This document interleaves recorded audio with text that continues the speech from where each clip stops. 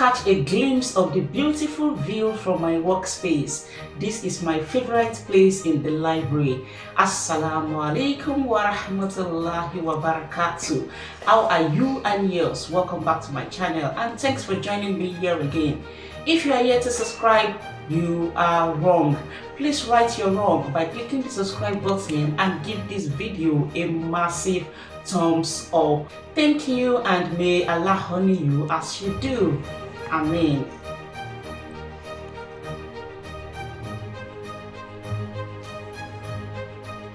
Nine months ago, I got the job of a customer service advisor and library administrator in the University of Hull, where I pursued my second master's degree. I got this job in April 2023 before completing my master's program. By the way, I was done with the program on the 18th of September 2023. 5 months later. How I got the job is what I want to gist you today to encourage many of my veiled sisters out there that hijab is never a limitation and can never be an hindrance to your success. You can get even better jobs, you can be a business tycoon, you can be anything above and beyond. Just be a goal getter, be focused and be mindful of your Lord.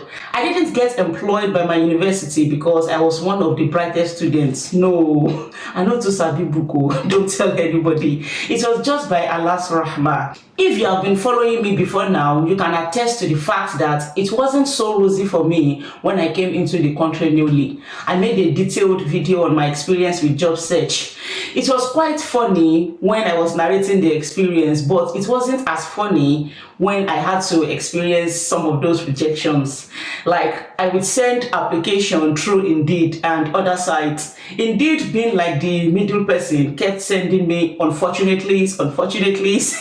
Let me know how many unfortunately's you have ever gotten from Indeed. But remember that every no is definitely getting you closer to your big yes. Every rejection will toughen you up. It will give you the opportunity to re-strategize and come back better. I remember getting my first job ever in the UK after 6 weeks in the country, which is not bad at all. After all, I know non-hijabis that took up to 6 months before getting their first job. It was funny because some people thought my not getting a job on the same month I arrived in the UK was probably because of my hijab. But most of the time, it is not actually the case. I got a job that allowed me to wear hijab and also allowed me to excuse myself when it was time for Salah. I also have a detailed video on that. If you scroll through my page, you will catch up with a lot. 5 months into my first job, I resigned and joined my university as a staff. So why am I coming out to tell this story after being on the job for 9 months? I believe that owning a YouTube channel does not mean coming to the channel to discuss every single details in my life, especially when it is not necessary. I mean, what can be better than keeping your tiny good or not so good news to yourself? But then, something in me tells me to make this video because I don't know the lives that I can touch through my personal experience. I also love learning from people's personal experiences. Yeah, so the theme for today is that hijab is never a limitation, and that is why I will tell this story to encourage somebody. So if this sounds like something of interest to you, relax, grab a cup of tea and give your sis a huge thumbs up. Let's dive into it. I came into the country through the study route, and when I came, I was open to working alongside schooling. And since I didn't get a job as early as I expected, I walked into the university library one day. I saw a library staff and so I walked to him. I said, "Hi, my name is Saida. I have a bachelor's and master's degree in library and information science from my country. So the library has always been one of my favorite places to work as an information professional, blah, blah, blah." I said, "I won't mind if I can get an information on how I can work with you guys and gain more experience in this very rewarding role." And he said, "Sure, why not? Why don't you volunteer? Because we don't have paid roles for students at the moment." I said, "Volunteer." That was the first time I was hearing the word. I mean, in my country, we know of industrial attachments. But the word volunteer was not something that I was used to hearing. And he said, "Yes, you will pick shifts and work with us based on your availability." and that will help you to gain the UK work experience. And then the Hijabu in me asked how much they were going to be paying me, because if I did not ask, my ancestors would gather for a meeting and ask me why. It was like, you won't be paid, it is a voluntary job. I started calculating different things in my head. You know, we Ijebus, it is not that we like money too much, we just sabi calculation very well. All the minus x plus y is equals to xy. In summary, I took up the volunteer role because I knew that I needed to get a UK experience in my field of study. Back home in Nigeria, I had worked as a librarian in training in the High Court of Lagos State. I have worked in polytechnic libraries. I had worked as an assistant librarian in the university. And also, I often go on a friendly visit to the library for the blind in Lagos, just to gather as much experience as I can gather in my field. But then I think it is not always enough. If you have experience in your field in your own country, there is something called the UK work experience. It exposes you to a more advanced aspect of your profession. And also, the UK work experience will enrich you with enough hands-on experience on the UK work culture and even more. Sometimes the unfortunately that we keep getting is because we don't have enough experience in that role we have applied for, especially the UK experience. So I took up the volunteer role because at the end of the day, I had nothing to lose. I was allowed to work with the library for just 2 hours in a week. So this is very reasonable because the experience continues to count and it will look good on my CV. It was a good use of my time. Along the line, I got my first job, and so I continued to volunteer for 2 hours in a week. There was an opportunity to work for more than 2 hours in the week, but I didn't do past the 2 hours because me, na money I define. Some of the benefits that we were promised for the free service, aside the experience that we would get, was that they will give us a reference letter when we get a corporate job. We will get a certificate of excellent service, and those who even worked more than 2 hours a week will get extra certificates for their good efforts. After 6 months of working as a volunteer, the library became short of staff. Major staff were retiring, and they sent us a message, the volunteers, that we should apply for the post of a customer service advisor within the library under the temporary staff scheme. When I got this message, I was like, wow, this is an opportunity to even get more experience in this field. And so I applied. 2 weeks later, we got an invitation for our send forth and appreciation ceremony. By then, we were done volunteering, and so the event is the library's way of appreciating volunteer aside other things that they do, like the monthly coffee catch-up and so on. On the day of the event, it was quite fun, and it was great to see that about 30 Nigerians volunteered with the library, even though they didn't have a library background. As we got towards the end of the event, I overheard some ladies talking about the interview that they had with the library. And I was like, excuse me, did I hear you say interview? Who interviewed you? When and where? Is it the same job that we were told to apply for? And they affirmed. I was surprised because I didn't see any message, and I often checked my mail every single day after I made that application. I started asking everybody if they also got an interview invitation, and they all confirmed that in fact they had already done the interview and were just waiting for feedback. I was confused, but then my instinct told me to calm down and scroll through my messages again. I started scrolling through my previous messages, and I saw that I was invited for the interview like over a week ago, and the interview was 2 days before the send forth event. I was like, chai, village people finally got me. This one is not with clear eyes. Because I saw the messages that came immediately before and immediately after that particular interview invite. How did I not see it? Anyway, I knew it was just an omission on my part, a very annoying one though, but these things happen, so I decided to send a message to them just to try my luck again. After all, there is no harm in trying. Pata pata, they would say, unfortunately, you missed the interview and there is nothing we can do, I'm afraid, in their voice. So I sent the message expressing my regret and everything, and their response was that although everybody had been interviewed, but I had one last chance this Friday 9 a.m. Is that okay? I will not forget that time in a hurry. I was very happy for the opportunity. I told my husband how I can't wait to go for the interview and probably get the job so as to continue to count substantial UK experience in that field. And then my husband said, this is a good opportunity. But then, when did you say is the interview again? I said, Friday, of course. And then we entered into another dilemma. My husband would be at work by that time, and somebody has to be with the kids. It was quite a tough decision to make because prior to that, my husband traveled to Nigeria to pick the kids, and he was only given 2 days off. But one thing led to another thing, and it extended to 3 days. And so he got a query. He was told that getting another impromptu absence will cost him his job. We didn't have familiar neighbors around, so I called some few people to ask if I can drop my kids with them, but everybody don't book shifts. So I told my husband that I won't be going for the interview, but it was like, that won't make sense. These people gave you another chance, even though they were done with the interview. Maybe Allah wants you to get this job. Maybe it is a great opportunity for you. I said, should you then lose your job for an interview that I am not even sure that I will pass? For a 20 hours job, because I was a student then, so I can only work for 20 hours. Why should we risk the certainty for uncertainty?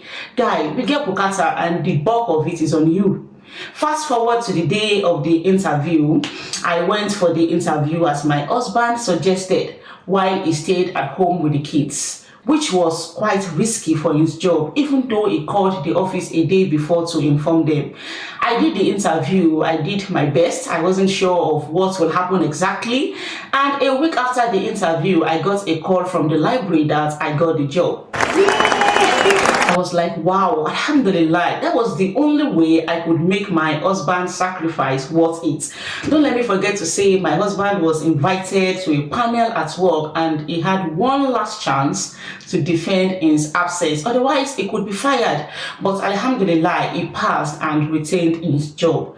Everything seemed like a miracle to me. Guess what? Out of about 33 of us that applied, only 4 of us were successful. A British guy, a Vietnam girl, my humble self, and another Nigerian lady. You know what this experience taught me? Whatever is yours will never pass you by, wallahi. If the generality of mankind and genes gather to prevent you from getting something that Allah has destined you would get, with your little efforts, you will get it, even if you least expect it. And if the whole world and the mysterious world of jinn gather to help you to get something, even if that thing is just 0.1 mile away from you, if Allah does not will, you won't reach it. Why should we then kill ourselves for what we have absolutely no control over? Guess what? Those people that collected extra certificates for doing more hours and working really hard as a volunteer did not even get the job. Anyway, this does not mean that we should not strive hard or go above and beyond to achieve things. No. In this day and age, manners do not fall from heaven. But if after you have tried, you still didn't get something, my sister, relax. Tap yourself at the back. There is light at the end of the tunnel. So the job was a temporary job that was meant to last for 6 months. And after 6 months, my contract was extended to January this year. So what I do as a customer service advisor and library administrator is just basically doing the behind the scenes jobs in the library, like answering students and external users' queries and escalating as at when necessary, delivering library tours, shelving, shelf tidying, answering live chats, working on top decks, triaging, ensuring that students and external users adhere to the code and conduct of the library, amongst others. I really enjoyed working in the library for a couple of reasons. Firstly, I never experienced any form of discrimination as a result of my peculiar characteristics like my hijab and skin color. As a matter of fact, my colleagues were very cultured, friendly and supportive. I often wear my jilbabs and abaya freely, and no one has ever directly or indirectly discriminated me or challenged me in any way. In fact, I have had some of my colleagues compliment me at times like, I love this color you are wearing, it's lovely. They are the best team members that I have ever worked with. If you are looking for a university that will allow you to be yourself and be comfortable wearing your hijab and niqab, I would say consider the University of All. I am not being biased, I am as objective as I can be right now. For example, I always attend to a PhD student who covers her face, and never for once has she been harassed within or outside the library or questioned. Although what I notice is that she doesn't use the regular niqab, she uses these black white nose masks all the time. But even if you use the real niqab, from what I know, it is not going to be an issue. The university has always respected and uphold everybody's belief and dignity, both as a staff and as a student. For example, I have an Hijabi friend who is a lecturer in the Faculty of Engineering. She is from Malaysia, Dr. Rihanna. I hope to drag her to this channel one day. When my contract ended with the library last week, I cried. Not because I love the job too much. As a matter of fact, I have just found the path to my long-time passion, so I am not so much interested in libraries again. But then, the set of colleagues I worked with are good eggs. Never have I or any of my colleagues been treated unfairly. The environment is not toxic at all. Another reason why I love the job is that the job soft, baje baje. Some days there are no serious works to do. You just need to sit and answer queries online and face to face, and the salary was not bad. I also love the fact that the job exposed me to the automated aspect of librarianship. Yes, I enjoyed using a lot of IT equipment and software for information dissemination and the general library routine. And above all, I was able to pray while I worked. The shift was designed to accommodate 3 breaks. We have 15 minutes break in the morning, 1 hour break in the afternoon, and another 15 minutes break towards the closing hour. So I prayed in between those breaks. I just simply go to the staff corner, I pick up my pocket-friendly praying mats, I perform wudu. There are many toilets and bathrooms that students do not have access to, and then I jejely observe my salah in this quiet space. It is easier for me to pray within the library than the masjid, which is quite a distance. So as soon as I am done, I don't waste time at all. I get up and continue with my job. And on long breaks, I simply go to the kitchen, warm my food up, I take my time and enjoy my food. Yes, I am fond of taking food to work, oh, like a primary school girl. Because, hey, I am an Hijabi woman, I'm not shy to say it. I sabi calculation very well. I know they spend money anyhow on Hijabi. Let me know if you are also team take your food to work. Let me advise you, Omoya, in this life, eat oh, because problem no dey finish oh. But don't overeat shall. To wrap this video up, I want to say, dear sisters, especially my sisters and brothers in diaspora, when you apply for jobs and you haven't gotten the positive feedback that you want, I would say consider volunteering, especially in your areas of specialization. It is a boost for you. You will get more experience, and this will make you really marketable to potential employers. And then employers will be willing to look beyond the hijab and give you the opportunity if you are deserving of it without sentiments. For example, because of the experience I got in the library, I have been getting quite a number of interview invites, even for very senior librarian roles, like in the NHS and some very notable companies. I couldn't attend some of these interviews because of distance. Some were not successful and some were successful. I would not have gotten these invites at all if I hadn't updated my CV to include my experience working in this field in the UK. I am starting a new job next month and I am so anxious. I don't know what to expect yet from the job itself and the new colleagues. This made me appreciate my former colleagues even more. This particular day was my last shift in the library and the end of contract. Oh my show. My colleagues threw a surprise send forth event for me and the other contract staff that was leaving. I got cards, I got vouchers, lots of chocolates. They penned good words on those cards. It was such a moment that I would never forget. I didn't capture my colleagues, for their privacy. But I remember that one of them was almost tearing up. In fact, one of my colleagues who was not on shift on that day came over to attend this send forth ceremony and he baked us a goodbye cake. Oh, that is to give you the idea of the set of wonderful people that I worked with. I was also gifted this beautiful flower. In my mind, I was like, hey, these people will have asked me before buying this flower. And I would have advised them that they don't give African Hijabi women flowers. Oh, put money inside the envelope, we will be happy. Anyway, I really loved that they all cared. I was just blushing. I told them that I received a British gift for the first time and they all laughed. I genuinely love every member of my team and I will miss them greatly. I appreciate them for the opportunity and I will forever be a proud alumni of the university, a former staff and now an associate member. Okay, this was the last day before my last shift in the library. I closed by 5:30 p.m. and see, everywhere was dark. It was already time for Isha. Imagine at 5:30 p.m. far. Okay, somebody is here to pick its misses. Thank you all for watching this episode. I will inshallah catch up with you in the next one. Okay, massalam.